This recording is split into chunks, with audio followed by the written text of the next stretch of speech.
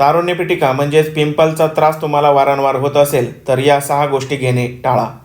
ताणतणावामुळे शरीरात कॉर्टिसोल नावाचे हार्मोन वेगाने तयार होते, त्यामुळे त्वचेवर तेलाचे उत्पादन वाढते, त्यामुळे त्वचेवरील छिद्रे ब्लॉक होतात आणि पिंपल्स येण्याचे प्रमाण वाढते.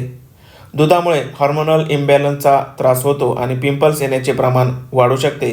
दुधामध्ये केसिन नावाचे प्रोटीन असते जे पिंपल्स येण्याचे मुख्य कारण बनते. गरजेपेक्षा जास्त साखर किंवा गोड पदार्थ खाल्ल्याने शरीरात सूज वाढते, इन्फ्लेमेशन वाढते आणि आपली चयापचय क्रिया कमकुवत होते.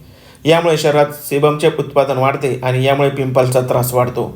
प्रोटीन पावडरमध्ये देखील दुधाची पावडर मिसळलेली असते. यामधील केसिनचे शरीरामध्ये व्यवस्थित पचन न झाल्याने पुढे जाऊन पिंपलचा धोका वाढतो. पाकिटबंद अन्नपदार्थांमध्ये मोठ्या प्रमाणात प्रिझर्वेटिव्ह असतात. याशिवाय यामधील केमिकल्स आणि तेलामुळे त्वचेवर वारंवार पिंपल्स येतात. मैदा किंवा बेकरीचे पदार्थ